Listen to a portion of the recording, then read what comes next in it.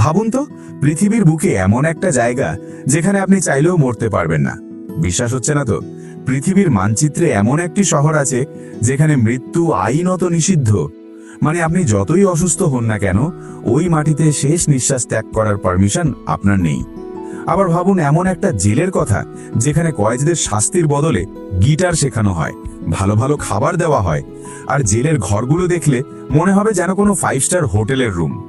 হ্যাঁ বন্ধুরা, আজ আমরা ভার্চুয়াল ট্যুরে যাচ্ছি পৃথিবীর একদম উত্তর মেরুর কাছে অবস্থিত এক আশ্চর্য দেশে, যে দেশকে বলা হয় ল্যান্ড অফ মিডনাইট সান, যেখানে গ্রীষ্মকালে রাত 12টাতেও সূর্য দেখা যায়, আবার শীতকালে দিনের পর দিন সূর্য ওঠেই না। আজকের ভিডিওতে আমরা জানবো নরওয়ের এমন কিছু রহস্য, তাদের অদ্ভুত সব আইন, ভাইকিংদের রক্তমাখা ইতিহাস, আর কিভাবে একসময়ের গরিব জেলেদের দেশ আজ পৃথিবীর সবচেয়ে ধনী জাতিতে পরিণত হলো। তো সিটবেল্ট বেঁধে নিন, কারণ নরওয়ের এই জার্নিটা হতে চলেছে অবিস্মরণীয়। নরওয়ে নামটা শুনলেই চোখের সামনে ভেসে ওঠে বরফে ঢাকা পাহাড় আর আকাশের গায়ে নিচে বেড়ানো সবুজ আলোর খেলা, যাকে আমরা বলি অরোরা বোরিয়ালিস বা নর্দার্ন লাইটস।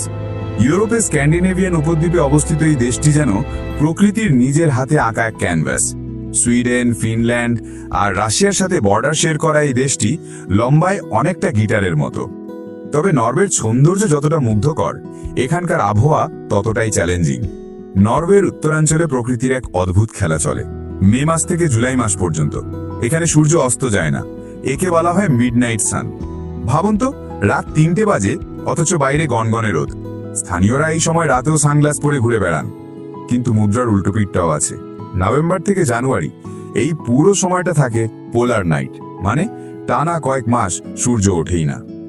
24 ঘন্টায় ঘুটঘুটে অন্ধকার।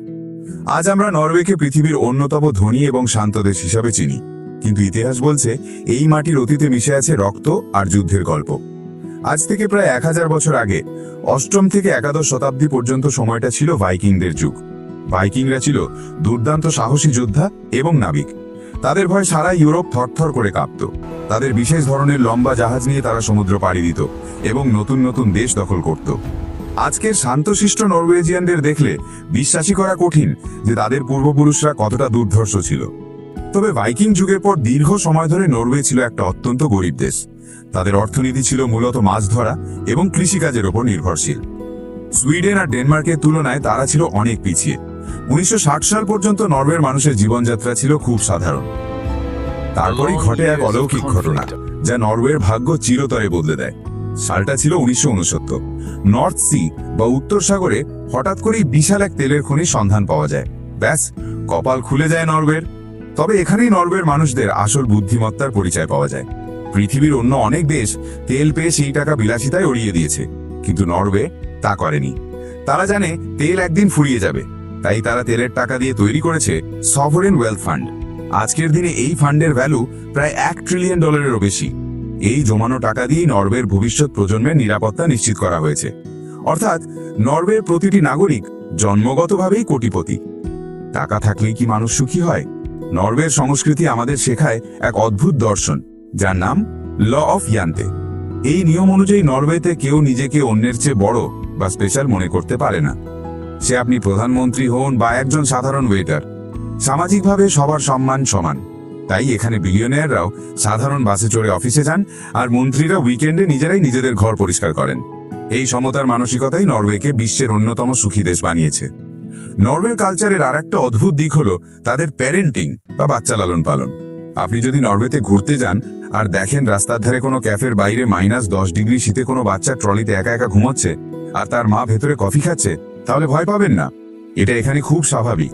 নরওয়েজিয়ান মায়েরা বিশ্বাস করেন বাইরের ওই কনকনে ঠান্ডা বাতাসে ঘুমোলে বাচ্চার ইমিউনিটি বাড়ে এবং তারা শক্তিশালী হয়। খাবারের ব্যাপারেও এদের পছন্দ বেশ বৈচিত্র্য। নরওয়ের মানুষের অন্যতম প্রিয় খাবার হলো ব্রাউন চিজ বা ব্রুনোস্ট। এটি খেতে মিষ্টি এবং অনেকটা ক্যারামেলের মতো। আর হ্যাঁ, নরওয়েজিয়ানরা ট্যাকো খেতে খুব ভালোবাসে। প্রতি শুক্রবার তারা ট্যাকো ফ্রাইডে পালন করে। তবে আপনি যদি মনে করেন নরওয়ে মানে শুধু কাজ আর কাজ, তাহলে ভুল ভাবছেন। এরা অবসর সময় কাটাতে খুব ভালোবাসে। এদের একটা কনসেপ্ট আছে যাকে বলা হয় হাইটে। হাইটে মানে হলো কাঠের তৈরি ছোট কেবিন, যা সাধারণত পাহাড়ের ওপর বা জঙ্গলের গভীরে থাকে। উইকেন্ডে বা ছুটিতে এরা আধুনিক জীবন, ইন্টারনেট আর ফোন ছেড়ে এই কেবিনে গিয়ে সময় কাটায়। এবার আসি সেই রহস্যময় কথায় যা ভিডিওর শুরুতে বলেছিলাম। নরওয়ের সভালবার্ড দ্বীপে মৃত্যু কেন নিষিদ্ধ? আসলে সভালবার্ড জায়গাটা উত্তর মেরুর খুব কাছে, আর এখানে অসম্ভব ঠান্ডা। 1950 সালে বিজ্ঞানীরা আবিষ্কার করেন যে এখানকার কবরস্থানে পুঁতে রাখা লাশগুলো বছরের পর বছর ধরে পচছে না। বরফের কারণে সেগুলো যেমন ছিল তেমনই থেকে যাচ্ছে, আর এর ফলে ওই মৃতদেহে থাকা ভাইরাস বা ব্যাকটেরিয়াও মারা যাচ্ছে না, যা ভবিষ্যতে জীবিত মানুষদের মধ্যে মহামারী ছড়াতে পারে। তাই এই দ্বীপে কেউ খুব অসুস্থ হয়ে পড়লে বা মৃত্যুর সময় ঘনিয়ে এলে তাকে প্লেনে করে মূল ভূখণ্ডে পাঠিয়ে দেওয়া হয়। অদ্ভুত, তাই না? নরওয়েতে ঘুরতে যাওয়া বা সেখানে বসবাস করা কিন্তু একটা সস্তা নয়। এটি বিশ্বের অন্যতম ব্যয়বহুল দেশ। এখানে একটা সাধারণ বার্গার বা এক বোতল জলের দাম যা, তা আমাদের দেশে একবেলার রাজকীয় খাওয়া হয়ে যাবে। নরওয়েতে ইনকাম ট্যাক্স বা কর অনেক বেশি, প্রায় 50% কাছাকাছি। কিন্তু মজার ব্যাপার হলো এখানকার মানুষ খুশি মনে এই ট্যাক্স দেয়, কারণ বিনিময়ে তারা পায় সম্পূর্ণ বিনামূল্যে বিশ্বমানের শিক্ষা এবং চিকিৎসা ব্যবস্থা। আপনার বাচ্চার জন্ম থেকে ইউনিভার্সিটি পর্যন্ত পড়াশোনার সব খরচ সরকার বহন করে। নরওয়ে আজ পরিবেশ রক্ষায় বিশ্বের কাছে এক দৃষ্টান্ত। আপনি জেনে অবাক হবেন, নরওয়ের রাস্তায় চলা 10টা গাড়ির মধ্যে 8টাই হলো ইলেকট্রিক কার বা বৈদ্যুতিক গাড়ি। টেসলা কারের সবচেয়ে বড় বাজারগুলোর মধ্যে নরওয়ে একটা। তারা টার্গেট নিয়েছে তারা আগামী কয়েক বছরের মধ্যে পেট্রোল বা ডিজেল চালিত গাড়ি পুরোপুরি বন্ধ করে দেবে। তেলে বিক্রি করে বড়লোক হওয়া একটি দেশ আজ তেলের ব্যবহার বন্ধ করে দিচ্ছে পরিবেশ বাঁচাতে। এটা সত্যিই শিক্ষণীয়। তো বন্ধুরা, এই ছিল নরওয়ে, এক দেশ যেখানে সূর্য ডোবে না, যেখানে জেলখানা মানে রিসর্ট, আর যেখানে মানুষ প্রকৃতির সাথে মিলেমিশে এক অদ্ভুত সুন্দর জীবন কাটায়। আপনার কি মনে হয়, নরওয়ের এই ল অফ ইয়ান্তে বা সবার সমান হবার নীতি কি আমাদের দেশেও থাকা উচিত? আর আপনি কি সুযোগ পেলে নরওয়ের ওই বিলাসবহুল জেলে এক রাত কাটাতে চাইবেন? কমেন্ট করে অবশ্যই জানান। ভিডিওটি ভালো লাগলে লাইক দিন এবং শেয়ার করুন আপনার বন্ধুদের সাথে। আর হ্যাঁ, পৃথিবীর কোন দেশটির ব্যাপারে আপনি পরবর্তী ভিডিও দেখতে চান সেটাও কমেন্টে জানাতে ভুলবেন না। দেখা হচ্ছে পরের ভিডিওতে। ততক্ষণ ভালো থাকুন, সুস্থ থাকুন। ধন্যবাদ।